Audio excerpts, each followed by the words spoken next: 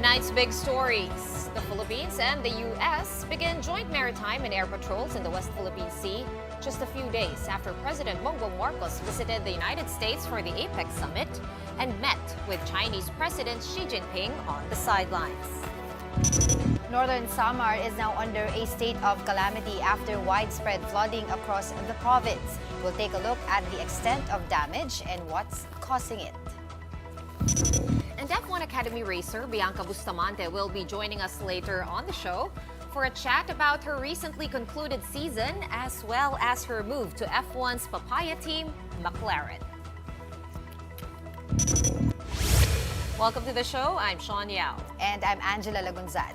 All right, straight to our top story. Just one day after returning from his U.S. trip for the APEC Summit, President Bongbong Marcos announces that American and Philippine troops have begun conducting joint maritime and air patrols in the West Philippine Sea. The president describes this as a collaborative effort between the AFP and the United States Indo-Pacific Command in the disputed waters. Marcos says the three-day joint activity aims to enhance the interoperability of both military forces in the conduct of maritime and air patrols. Marcos adds that the goal is to enhance regional security and foster a seamless partnership with the United States in, quote, safeguarding our shared interests. The palace notes that the joint patrols are part of the series of events that have been agreed upon by the Mutual Defense Board, Security Engagement Board of both nations. The joint maritime and air patrols will continue until November 23rd. Right, so baka first time lang marinig nung iba kung ano nga ba yung Mutual Defense Board, Security Enhancement Board. So this has been defined by Malacanang as a framework for security and cooperation. It provides an opportunity for the Philippines and the United States to exchange views on security concerns and plan the range of military activities that they will conduct the following year. Kasama na dyan, Ange, no, yung balikatan exercises, which alam na natin every year naman ginaganap. And update also, yung last leg ng US trip ni President Bongbong Marcos was in Hawaii, no? Where he met with American military officials who showed him the extent of China's construction in the West Philippine Sea, with artificial islands appearing to have been turned into military bases. So Marcos notes also that this is a growing concern as the bases have come closer and closer to Philippine coastlines. Correct. Actually, no, ang lapit na niya talaga. Nasa mga 110, 111 kilometers na lang away from our coastline. At sabi nga ni Presidente Marcos, no, the nearest one is now around 60 nautical miles from the nearest Philippine coast, and this is an evolving situation, meaning he's ready, no, na baka lalo pang gumapang papalapit. At sabi nga rin ni President Marcos na nag-initiate na siya ng mga talks, no, for a code of conduct with other countries. Kasi specifically, no, meron namang declaration of conduct of parties. DOC. Pero maraming kasama, maraming players masyado. Ito, ang minamata niya ay Malaysia and Vietnam at Pilipinas na lang daw mag-usap-usap. Kasi mabagal daw pagkasama yung China. I will quote the president here. Sabi niya, because we are still waiting for the code of conduct between China and ASEAN, and the progress has been rather slow, unfortunately. And so, we have taken the initiative to approach these other countries around ASEAN with whom we have existing territorial conflicts. At sabi nga niya, Vietnam and Malaysia, yung una niyang susubukan. Lalapitan. Oo. Kasi yun na nga, sabi mo nga, meron naman DOC noon pa. And we're talking about it off-cam earlier, diba? Na parang bata pa tayo, meron na. And 2002, ito nga, China has agreed to sign the non-binding declaration of conduct. Pero since then, sabi nga nila, that was the first time na nag-agree ang China into multilateral agreement. But since then, wala nangyayari. Hindi naman niya pinirmahan. And he refused to say nga na, sinasabi niya lagi na mas maigi kung bilateral na lang yung pag-uusapan. Per region na lang. Kagabi, no, dito si Lasal Professor Renata de Castro, sabi nga niya na, alam mo kasi, ang daming kondisyon ng China bago niya pumirma. Kumbaga lahat ng kondisyon dapat pabor sa kanya. And medyo malabo yata magyari yun, right? So, and now, President Marcos pushes to craft a separate code of conduct, as we said earlier. And of course, this did not sit well with China. So Chinese Foreign Ministry spokesperson Mao Ning acknowledged the importance of formulating a code of conduct among involved nations. She argues that any departure from the DOC or the Declaration of Conduct of Parties in the South China Sea would be null and void. Mao also reiterated their claim that China's position and claims concerning the South China Sea issue are solidly grounded in history and the law. Mao likewise addressed Marcos's comments on their constructions activities in the disputed waters, saying it's, quote, a matter purely within the scope of China's sovereignty, and other countries have no right to point fingers at it, end quote. Right, let's dive deeper into these talks for a separate code of conduct on the South China Sea. How possible is this? Joining us tonight to talk about this some more is Dr. Rommel Banlaoi. He is the president of the Philippine Society for International Security Studies, and he is also a member of the board of directors of the China Southeast Asia Research Center on the South China Sea.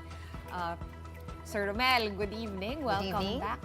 Yeah, good evening, Sean and Angela. Good evening to everybody. Okay, so Good evening from Penang, Malaysia. Nasa Malaysia kayo. Oh, Yes, I'm malayo-layo pala. currently in Penang, Konti. Malaysia, talking about maritime security issues. Okay, then it's perfect that We you have made you time here. for us tonight. Yeah. Yes, yes. I think you heard naman what Angela and I were discussing before we brought you in. This crafting of a separate COC, possibly with Vietnam and Malaysia. Dahil nga daw masyadong mabagal yung China according to PBBM. Kung haantayin pa natin yung DOC, posible ba ito magyari? What do you think? Well, it is an interesting idea, but we need to get more clarifications from our president on how he initiated the so-called bilateral talks with Vietnam and Malaysia to have a bilateral code of conduct in the South China Sea. It's really a reflection of our president's impatience with the ongoing process in the negotiation for the conclusion of the code of conduct in the South China Sea. But we have to take into account that China and ASEAN already agreed on the guidelines on how to accelerate the negotiation on the code of conduct in the South China Sea. And in my understanding, even China has a great interest to conclude the code of conduct in the South China Sea. However, there are five major issues that all parties need to settle, and it's very difficult to settle these five issues because each country within ASEAN has their own national interest to protect, and even China has its own national interest to protect, even the Philippines. So I want to get more clarifications from our president on his proposal to have a bilateral code of conduct with Philippines and Vietnam, considering that the conflict involving Philippines and Vietnam is not bilateral in nature, but multilateral. If we have bilateral nature of conflict in the South China Sea, it is between China and Vietnam over the issue of Paracel, and Philippines and China over the issue of the Scarborough Shoal. But if you talk about involvement of Vietnam and Malaysia, it's complicated because their interests are in the Spratly Islands, where there are several claimants, like China, Philippines, Malaysia, Vietnam, and even Brunei. So I want to hear the perspective of Vietnam and Malaysia about this proposal. Now, let's go to China's reaction, which was somewhat expected, no? Do you think if an actual COC is crafted, this will further provoke China? What scenarios should we prepare for? Well, now we saw the reaction of China, and China rejects any attempt to have a separate negotiation away from the ongoing China-ASEAN negotiation on the Code of Conduct in the South China Sea. So it is making our peaceful settlement of disputes with China more difficult because of this new proposal. So if there is really a serious attempt on the part of the Philippine government to have a bilateral code of conduct with Philippines and Vietnam, my suggestion is to have this idea consistent with the declaration of the conduct of parties in the South China Sea, because it emphasizes ways on how parties can cooperate in order to avoid escalation of conflicts in the South China Sea. And what are these areas where parties can cooperate? Marine environmental protection, marine environmental research, search and rescue operation, safety of navigation at sea, and even combating transnational crimes, including international terrorism. So if the negotiation will be within the framework of the declaration of the conduct of parties in the South China Sea, we just hope that this ongoing bilateral talks will contribute to the conclusion of the Code of Conduct in the South China Sea, because without the China-ASEAN Code of Conduct in the South China Sea, it's very difficult to manage the issue, because there are other claimants, especially in the Sprat list, there are multiple claimants in the area. All right, so pretty much you're echoing what the Chinese Foreign Minister Mao Ning has said. Sabi niya, kung lumayo doon sa framework ng DOC ang COC, they will not consider it at all. The thing is, Rommel, China has a way of saying one thing and then they'll do another thing, right? Just for example, pag nag-usap sila ni Joe Biden, mamaya, ito na yung gagawin. Even the dialogues with our president also. Now, a few days ago sa APEC, President Bongbong Marcos was able to meet with Chinese President Xi Jinping. Right after that, of course, they were kalmado, no? Yung tones, yung talks na yon. Pero today nga, nagsimula na yung joint patrols. So, is PBBM doing a Xi Jinping here, meaning, okay, I can play diplomacy with you, but I'll just do what I want on the That's ground? how nations play their game in international politics. But we don't want that kind of situation, because you will put everybody in a guessing game situation. So we want more clarities and certainties in our actions, and that is why we need to continuously promote dialogue with all parties involved in the conflict. So yeah, if you play that kind of politics, it's really difficult to find a peaceful settlement of the conflict in the South China Sea. You are just complicating further the situation. So I don't know how our government is playing its game, but I think what is important now under the current situation is to de-escalate the current conflict between China and the Philippines in the South China Sea, especially in the Ayungin Shoal, and restore the process of communications in order to address their different national positions in the South China Sea dispute. And I'm not echoing China's position. I'm just analyzing the possible reaction of other parties in the South China Sea, because China-ASEAN Declaration of the Conduct of Parties in the South China Sea was already agreed by parties, and in fact there is now a plan for the implementation of the DOC. So there is already a framework, a regional framework that should guide the behavior of all parties in the dispute, including user states in the South China Sea. So as I said, we need more clarifications from the president on how he wants to negotiate for code of conduct with Philippines and Vietnam, and with Malaysia and Vietnam. And I'm also interested to hear the reaction of Vietnam and Malaysia on the proposal of the Philippine government or of our president, because right now here in Penang, Malaysia, I'm talking to my counterparts in Vietnam and in Malaysia, and even some experts from Indonesia and Brunei. Well, they have a different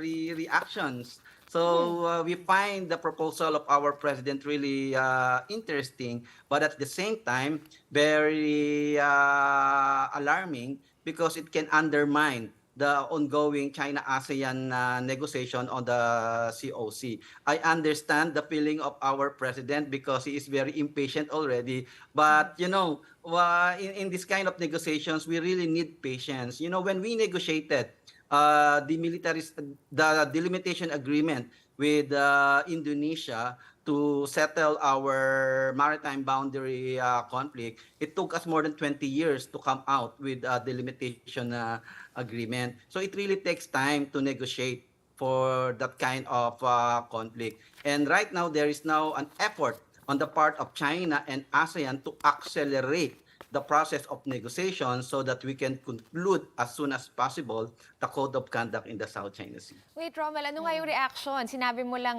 nag-react sila, you smiled, but you didn't say what the reaction were of your colleagues there from these countries. I'm not free to discuss it now because I want to hear the official perspectives of their governments. They don't also want to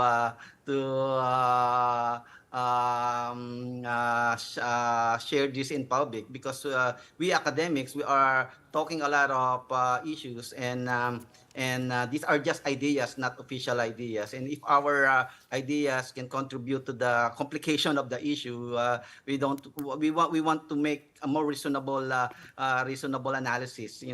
So Okay. we want to be part of the solution rather than be part of the problem. And in Penang, Malaysia, we are talking about how to promote cooperation and avoid conflicts in the South China Sea. And we're talking about marine environmental protection. We are talking about the need for a joint fishery management. We are also talking about the need for coordinated patrol in order to avoid unintended violent encounters at sea. We're talking about confidence building measures in order to restore mutual trust among parties concerned. We're talking about conflict avoidance. We're talking about preventive diplomacy. We're talking about avoiding war in the South China Sea. And Well, these are the China has things said that it yeah. is not interested. It actually went on record. Chinese President Xi Jinping said that they are not interested in starting a war. But it's curious, earlier you mentioned there are 5 legal matters that have to be settled before the DOC can even come back on the table and for it to be fast-tracked. Can you talk us quickly through these 5 legal matters that we have to settle? No. And are you confident that we will be able to settle it? Because me and Angela were talking about it 2005. 2005. Bata pa kami. Yeah. Even with Vietnam and Malaysia, it's difficult to settle these 5 issues. These are not 5 legal issues, but 5 major issues. Okay. And what are these 5 major issues? First, the legal status of the code. It is binding or non-binding. Second, the geographic scope of the code will it be applied to the whole of South China Sea or only to the Sprat list? How about with Paracel and Scarborough Shoal? These are all bilateral in nature. Paracel is only between China and Vietnam. Scarborough Shoal is between China and the Philippines. So what is the geographic scope? And third, what are the scope of activities of the code? What kind of activities that will be covered by the code? Will it include military activities, law enforcement activities, economic activities? So we have to settle that. Fourth, is the code ready? Will be open for accession by other user states in the South China Sea, because the South China Sea is not only being used by the parties in conflict but also by other user states even outside of the region. And finally, the issues that they need to settle is the accountabilities of parties if they fail to implement the code. So these are the 5 issues that they need to settle, and these 5 issues will also haunt the discussion of any bilateral negotiation of the code of conduct in the South China Sea. All right, well, as tensions heat up, but people are understandably getting more and more impatient. I don't think it's just the Yes. president. No? All of us, kasi No, clearly, in this kind of dispute, we should have patience, because the South China Sea dispute cannot be settled by our generation. It will take a next generation to settle it. That is why there is a proposal to, while we have difficulties settling territorial disputes, we need to pursue cooperation. And I need to emphasize that the Code of Conduct in the South China Sea does not have the intention to settle territorial disputes or maritime jurisdictional conflicts. It only aims to uphold good behavior at sea so that we can have peace rather than war in the area. It's not about peaceful settlement of dispute, but only conflict avoidance. It will not settle territorial dispute or maritime jurisdictional conflict. It only encourages parties on how to behave good in the sea in order to avoid conflict. So there's no illusion for a peaceful settlement because peaceful settlement of disputes in the South China Sea can only be done through direct negotiations. Ayun. Okay. We've been doing a lot of dialogues and different mechanisms. Filing not Yes, verbals, diba, nonstop. to lower the tensions in the sea. Pero clearly, iba yung nagtatranslate on the ground. So, That's why we need this code in order to compel operators on the ground to behave good.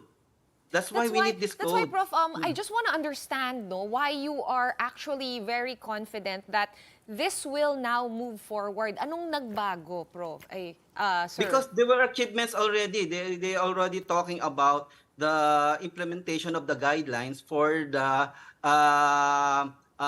speeding up of negotiation. They want to really finish this as soon as possible. We have gone a long way already in the negotiation, but we shall not be impatient because negotiation really takes time. Even in Philippine courts, it takes time to settle legal matters. It really takes time because you are not only dealing with a single party, you are dealing with multiple parties. You are dealing with China and 10 members of ASEAN, and the 10 members of ASEAN are dealing not only with a small power but with a major power. So that's why it's really we need to take time. And if you talk about China's patience, China took 400 years to get back Portugal, and more than 200 years to get back Macau from Portugal, and more than 200 years to get back Hong Kong from Great Britain. So and it took us 20 years to have a delimitation agreement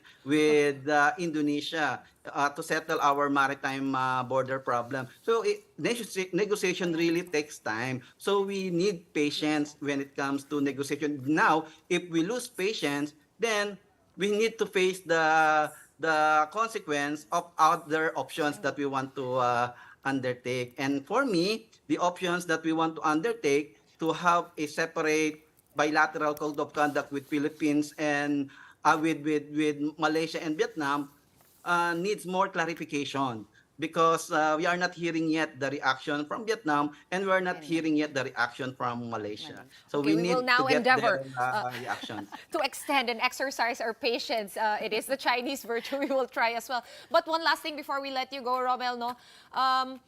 Last night we had Professor Renato de Castro here, and he brought up this concept of a comprehensive power. He says this is one way for China or for us to get China's respect. We have a soundbite. I'm going to roll it, and we'll get your reaction after that. Chinese only realize the essence of, the most important currency in international relation. That is, of course, comprehensive power. Of course, that includes the military capability, the size of your economy, the national unity of the people. That's the only thing they understand. From the perspective of the Chinese, we could only earn, the respect of the international community if we could show them comprehensive power. We show strength and power. So this is something that they would respect. Your thoughts, Doc? I agree with that. That China is developing its comprehensive power in order to get the respect of the international community. And that is why China has initiated its Global Security Initiative, its Global Development Initiative, and its Global Civilizational Initiative, and even the Belt and Road Initiatives in order to show its comprehensive power and attract more states to respect China. And in the context of the Belt and Road Initiative, China has attracted 140 nations to participate, and we decided to opt out of that process. So I agree absolutely with that perception that China wants a comprehensive power. And that is why it's very difficult to negotiate with China because China is a major power with a comprehensive power and a rising superpower that can even challenge the United States. So that's why we need patience now. If we are losing patience in negotiating with China, then we need to be ready to face the consequences of other options that we want to undertake. But in my understanding of China, China will not allow that kind of initiative because it will undermine the ongoing China-ASEAN negotiation on the COC. I'm not echoing China's position. I am just analyzing what China can do in the midst of this situation, because I studied China, and I studied the military development of China. I studied the foreign policy of China, and I understand how China can react, and that is why I am conveying this message, because I studied China. So if we are impatient in dealing with China, then we have to be ready to face the consequence of China's possible reactions to our initiatives. And now we are strengthening our alliance with the United States and enhancing our security partnership with Japan, South Korea. So that's the kind of situation that we find ourselves now. But at the end of the day, we have to measure whether this kind of initiative is really serving the interest of the Filipino people. It is in the interest, it is in our national interest, and if it is in our national interest, so be it. But of course, understanding international politics, we are putting ourselves in a very difficult situation on how to deal with China and also with the rest of our neighbors in Southeast Asia.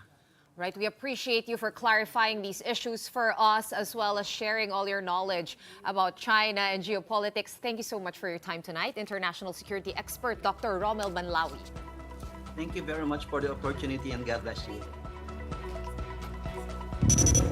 Alright, ito Sean ha, pagkatapos nung lindol sa Mindanao, baha naman sa Samar ang laman ng mga headlines ngayon. Non-stop rains caused flooding in several parts of Catarman in northern Samar. Entire houses in several barangays are seen submerged in flood, and the province is now under a state of calamity. Strong currents also made it difficult to evacuate and to conduct rescues. According to disaster risk officials, river control in the area were also damaged, allowing water to quickly rise. In Jipapad, Eastern Samar, water rose as high as 6 feet in some areas. Residents had to make use of boats to get around. Townsfolk say they are used to the flooding since the area is a known catch basin. However, they admit that the water level this time around caught them off guard. LGU is now ramping up relocations away from low-lying areas. Naikutan kami ng mga bundok, at saka yung bayan ng Hipapad is situated between two rivers po. Nasa gitna po kami. Dahan-dahan po namin ngayon yung mga bagong nagtatayo ng mga bahay doon na po sa mga matataas na lugar po, no?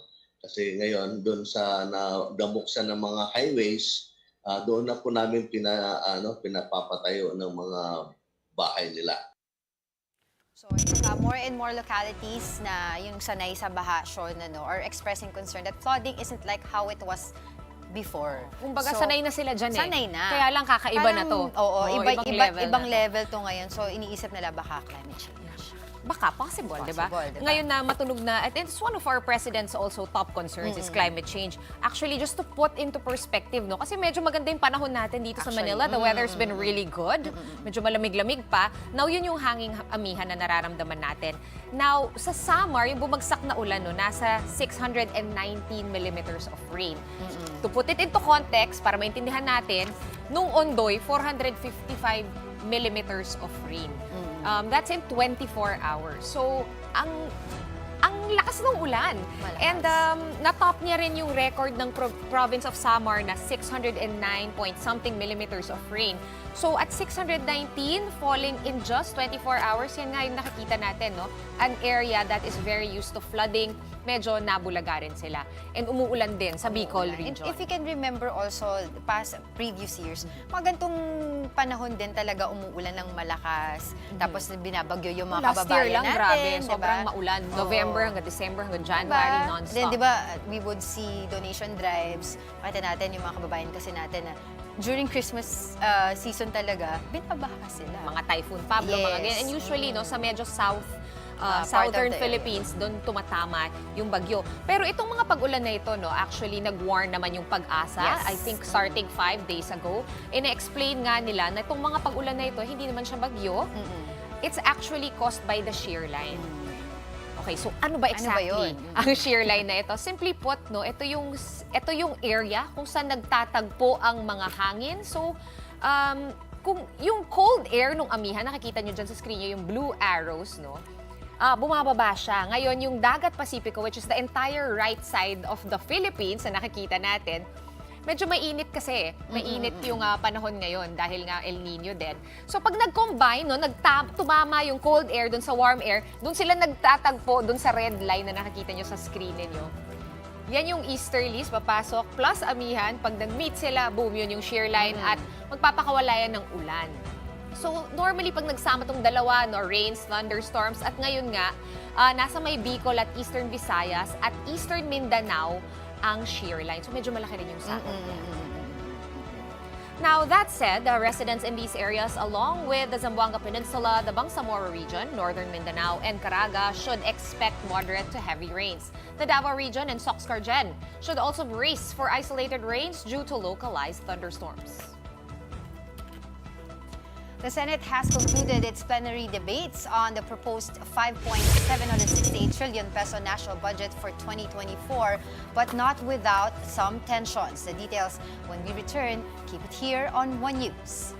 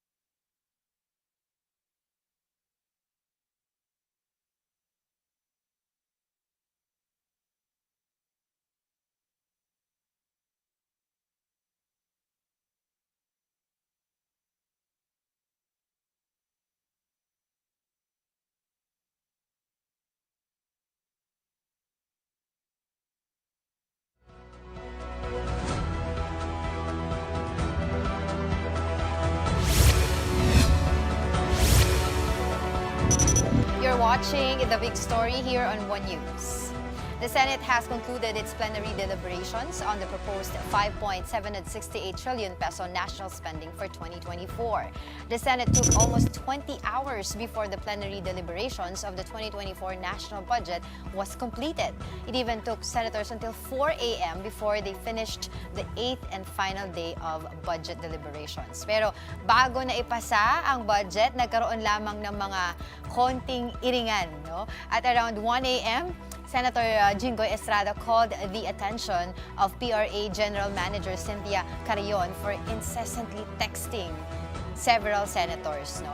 And she was reportedly telling them to stop asking questions to hasten the Senate plenary deliberations on the proposed 2024 budget of the Tourism Department. Senators, of course, were not pleased by this. We've been here working at 9 o'clock in the morning, waiting for all departments the budget of departments to be deliberated upon. It is our duty and our job to perform our work here in the Senate. And you do not have the right to tell us what to do here. It is quite insulting to the members of the Senate. And we're not doing this to trample on anyone's rights. It's just that we are all working very hard. And the good gentleman from San Juan is absolutely correct. We've been here in the morning and Pati si Tourism Secretary Cristina Frasco nagulat sa mga text ni GM Carrion. Eventually, the DOT's budget along with the PRA were approved by the Senate. Still, the agency reportedly plans to investigate Carrion's actions to hold her accountable for her disrespectful conduct towards the senators. I share in your shock and dismay at the highly inappropriate, unacceptable, and out-of-line actions of the head of the Philippine Retirement Authority. I have already ordered my Chief of Staff to immediately conduct an investigation into her actuations. Pero guys, hindi lang pala ang PRA ang napagalitan ng Senate budget deliberations. Senators likewise reprimanded the Commission on Human Rights over one official's remarks seeking a petition supposedly to be addressed to Senate Majority Leader Joel Villanueva on the immediate passage of the SOGI Equality Bill. Villanueva showed a video clip of the CHR's Center for Gender Equality and Women's Human Rights Officer in charge, Chrissy Shafina Twyla Rubin, mentioning that they have a love letter addressed to Senator Villanueva and the rest of the senators, urging them to hear their call for the immediate passage of the SOGI bill. So long story short, nagalit si Senator Joel Villanueva because the CHR is not aware that he has actually been pushing for the comprehensive anti-discrimination bill. CHR's chairperson, Richard Palpalatok, apologized to Senator Villanueva, saying they regret how the Senate felt about the petition. Now, with the debates now over, the Senate Finance Committee chaired by Senator Sonny Angara will introduce amendments to the General Appropriations Bill. Right, break muna tayo. Right after that, with her race season done, F1 Academy racer Bianca Bustamante is now back in the Philippines. She will be joining us live in the studio to talk about her recent F1 Academy season, as well as her move to McLaren. All that and more when we return. Keep it here.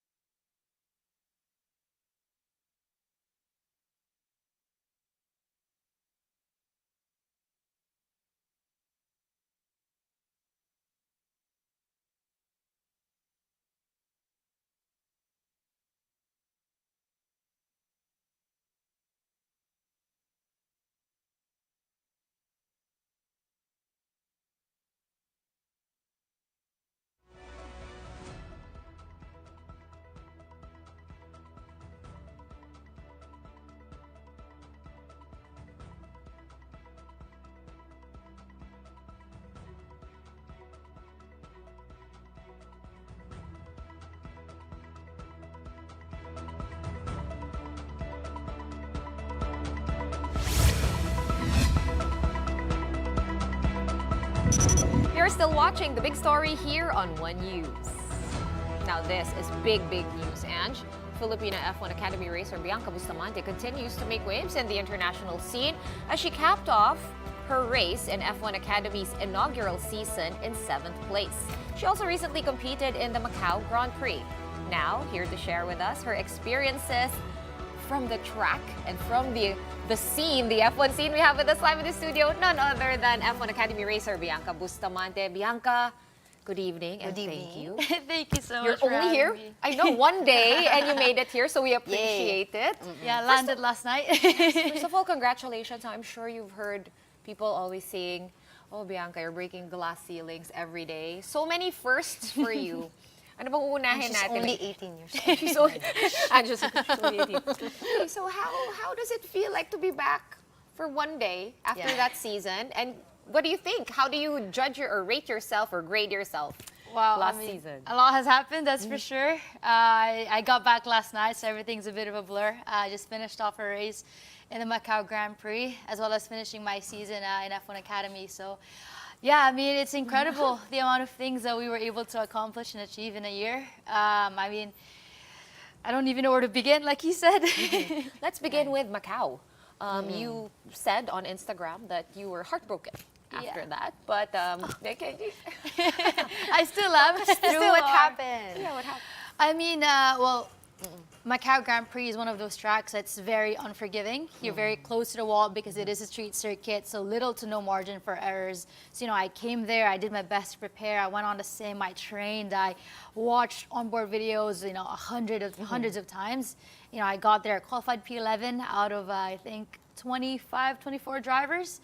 So, and it's a mixed grid, so I'm also competing with guys. So, that and stuff, I was, quite happy with the progression we made. Every lap, we kept on improving. And then we got into race 1, where I actually, finished top 10. I was P9. So with race 2, I came at it with, quite a confidence, vibe, knowing that, I was able to work from it. But unfortunately, a driver from behind misjudged their braking point and then just hit the wall, and I was unable to avoid it. So really that broke my heart into pieces because, I was a passenger. There's nothing I could have done to avoid it. But racing is like that sometimes. I know, when you're talking about sometimes it's an internal thing and then sometimes something external happens. And how do you deal with that sort of thing? There was absolutely nothing you could have done. You were stuck. Unfortunately. I mean, I was glad, to have just walked away from it with a bruised wrist or a damaged front wing. But, I think that also kind of reminds me the amount of risk we take as drivers and how different it is from any other sport. When you're driving in speeds of 260 kilometers per hour, you're like always thinking fast paced and not really, kind of realizing that there's a lot of risk when you race, when you drive, and sometimes you make mistakes or you make moves that, can endanger another driver or yourself. So it's actually also a great word to think back and then realize that I'm quite grateful to be here today. So. Right. And now tell us more about your move to McLaren. How was the negotiations? How did you, how did that come about? It's so exciting. You're the first Filipina to. But guys, okay, I'm not that big of an F1 fan, but I mean, even if I'm not that big of an F1 fan, I know what McLaren is. Lewis Hamilton. Yes. Have you met him? I have, and I think I met Lewis at Coda. I met him at previous times as well, and so he went to the F1 paddock or F1 Academy paddock, and he introduced all the drivers and everything, and then he came up to me and said congratulations, and then I think I had this crazy reaction, and that reaction of mine went viral all over Facebook, Instagram, and I think Lewis is just one of my idols that was, that actually allowed me to start dreaming myself. He came from a very middle-class family. He knows the struggles, to be unseen and to be unheard. And he always would inspire me to keep on dreaming and, to kind of be in the same pathway he was when he started off as a McLaren driver, along with ART as well. It kind of, gives me a bit of hope knowing that, I can be there one day, so. You're the only female McLaren driver. Yes, That's the first. one of your other firsts. How did that come is about? something, yeah. No, I know. Did they decide or is it just merit-based? How did that happen? I mean, it's a bit of a whirlwind. Obviously, F1 Academy has played a huge role in my signing and in my development this year. So I guess that's really, where it started for me, knowing that, I have this opportunity to be in a global platform to showcase what I can do, showcase my talent. At the same time, show the world, who I am as well as a driver. Because often I think, everything's so performance-based that you often forget to show who you are. And I think that's one thing I've also done this year. Try not to lose myself in pursuit of making it to my goals and to my dreams. And because of that, I've gathered a lot of support from everyone, from Filipino fans and from all the racing fans across the world. And I think that also was one of the reasons why I was able to catch sights of these teams like Formula One and McLaren and other teams. And yeah, when my manager Darrell Young, who's also a racing driver himself, won Macau 6 times I think. He won last weekend too. When he actually told me that we're in talks with McLaren, obviously I was shocked. Like, imagine telling this little girl from the Philippines who was often told to dream less so she'll achieve something in life, to actually one day sign with McLaren. Obviously, I was over the moon. Okay, but before McLaren, there was the F1 Academy. F1 Academy. Yes. We understand that, a simple Google, Bianca Bustamante, will tell you, Yes. will tell everyone that you started karting at age 3. By age 8, you had won everything, and you were probably a little bit bored. Correct me if I'm wrong. No? How did you not make at the all. jump and end up, and end up in the F1 Academy? Oh, it's a big jump. And I think, one of the reasons why it's so hard is because the lack of opportunities it is for Southeast Asian drivers. Because, motorsport is not for the mass, it's not a household sport yet. So often, we're not given enough support or enough insights. And it's so expensive. Exactly. It's very expensive. It's probably one of the most expensive sport in the world. You need a car, you need a team, you need a track. And so it was always so difficult to be Filipino in this sport. And, often I would feel as a disadvantage. Pero at the same time, I've used every tool I have, such as, social media, endorsements, sponsorships, and kind of also learning about, the business side of racing. Because it truly is, it takes millions to race cars, but most of the time, those money doesn't come from your own pocket. It comes from, everything else. And, having to learn all of that at the age of 18, 17, it was quite tough. But unfortunately, for someone that, came from a very middle-class family, my dad was working 3 jobs as a construction worker overseas. I know what it feels like to just be, knocking doors on people, asking for help, asking for money, asking for support. So I've used every tool I can to make it in racing. And I guess it also breaks barriers and that stereotype that motorsport is for the riches and the wealthy and the lavish. When I'm For the here rich, now. or for the boys, Yeah. right? For the boys. So talk about hard work, right? This I have to ask though. Does F1 Academy bring you closer to getting an F1 seat? It definitely is. F1 Academy is being supported by F1 themselves, and the fact that, they're one of the linking bridge for me to sign with McLaren, and be part of their junior development team. It means, everything. I think, whenever I race, I don't often just race for myself. I think there's always an end goal to it all. And the fact that I'm here now, it's not just my own merit, it's about opening doors for everyone else that will come, in the future, opening doors for the next generation. I think that's what it really is, to be the first ever female driver in the McLaren development program. It's opening doors for young girls and boys that will come in the future that might be, from an underdeveloped country or for someone that isn't so wealthy. And yeah. What's your favorite track? Oh, that's tough. I think, the greatest drivers are often the ones that, is able to actually adapt to every single track. But I do have a favorite. I would have to say Monza. Probably. I won at Monza this year. It's one of my dream tracks to race at. It's one of those tracks where you're always maximizing your equipment. It's a fast track, and you feel like you're like lightning, and it's just an amazing feeling. How fast does your F1 car go? The single-seater. It must be incredibly hot, incredibly loud. I'm racing in an F4 spec car, so it's on one of a single-seater ladder that you have to go through to make it to Formula One. It's also a place for you to learn and grow and develop all the skills, to be able to drive a beast like an F1 car. You know, F1 cars go in speeds of 300, 400, you know, medium to high speed corners. And, you know, that's incredible. That's a lot of G-force. But in my car, you know, I go in speeds of 260 kilometers per hour.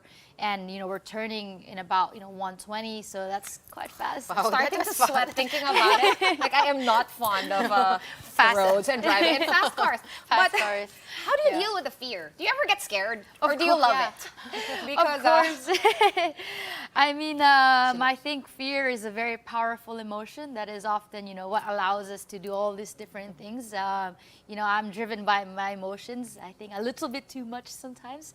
But yeah, I mean, whenever I'm in the car, it's not always the first emotion that comes to mind. You know, obviously, you know, I want to drive fast, I want to improve, I want to better myself. But there are moments where fear is very much present, like when you're driving fast and you see all these cars, you know, get involved in a big crash. Obviously, you're scared for yourself, you're scared for the drivers. But at the same time, you know, like I had this big crash at Monza where a driver flew on top of me actually. Wow. And I had to DNF. The wheel was like this close from hitting my head. So without the halo, actually, it could have injured me very badly. And as I got out of the car, first thing I asked, you know, how was the other driver that crashed? And at the same time, I was like, can we fix the car, you know, so I can race for the next. But like the next race was like in 2 hours, you know, can we fix it in time? Next right away. And I think that's what sport does to you. You know, it's the adrenaline, it's the hype, it's the love, and it's a feeling. It's incredible. with most people, sometimes I guess maybe if you're not so into F1 or race car driving, you might think, you know, this is just you're sitting down. It's not a sport. It's like more mental. But no, it's actually really hard. If you're driving at those speeds and going through corners, then you have to be pretty physically strong. Which would you think, which strength are you more leaning towards every time you're in a race? Is it mental, physical? I think it's always a misconception that racing, you know, you're just sitting down, you're driving, you know, you're not really exerting a lot of effort. But actually, when you drive the single-seaters, you know, we don't have power steering, we don't have ABS, so everything is just manual, like everything is manual. You know, the grip, the car itself, there's the suspension, so you feel every single bump in the car. And of course, you have to drive it fast too. Yeah. So that's where the physical part comes in. You know, I myself, I feel like as a woman, I feel like I'm a bit, you know, lacking in strength, just genetically. So I've always had to work 10 times harder than everyone else just to even equal them or to, you know, one up them. And I think that's one good thing that I've actually learned is to value every single day I have in the gym, because it's allowing me to be a better driver. You know, even when I'm not driving, you know, the fact that I have to be stronger to drive is another. But, you know, I think one of the main aspects is actually the neck. Because it's one of the it's one of the muscles that most people doesn't often train, because you know, why do you need a strong neck? But when you're driving, you're holding your whole body and your core, and you know, everything is just holding your neck. Yeah, like your stress is always in your neck. Yeah, you're always tensing. Like imagine, you know, riding a roller coaster. You're going through the bends and everything up and down. It's always the first thing that gives out is your neck. It always gives out. And for us, we have to train that every single day. And you know, sometimes, you know, there are moments where you're driving too fast that you sprain it or you pull a muscle, and yeah, it can be very physically taxing. It's like we had crash course for car driving. No, I'm so scared. Yeah, no, I'm so scared. But you're so young, as I've said, at 18 years old, you have accomplished so much already. What's next for Bianca come 2024? I mean, it's funny to think of it that way, because you know, it really is only just the beginning. You know, being 18, I kind of still have this whole life ahead of me.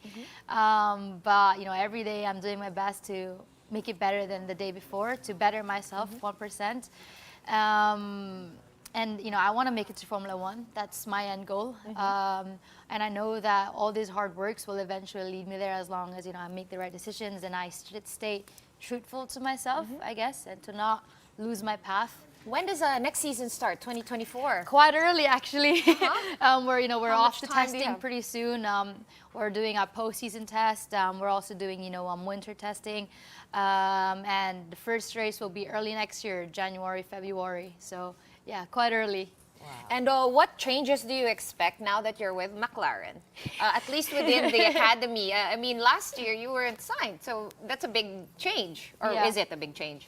I mean, I think one of the biggest changes will be you'll see me more in papaya colors. So I think that's one of the biggest changes. But I mean, yes, obviously having the support of McLaren opens a lot of doors for me. You know, having their facilities and having their resources to help me train. I think that's one of the main things that we often lack, is because you need a lot of resources to continuously progress in the sport.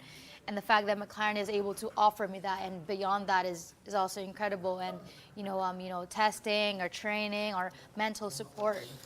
So where are you off to tomorrow? You're here for a day. For a day. Are you off to go? Where Yes, I'm off for the Abu Dhabi GP tomorrow. Still more work. Yes, more work. All right, well, good luck Thank on you that so Grand much. Prix. Thank and you. thank you so much for joining us tonight, F1 Academy racer, McLaren racer, Bianca Bustamante. And that's the show tonight. We're done. We are One News, all sides, all the time. Thanks for tuning in. Have a good night.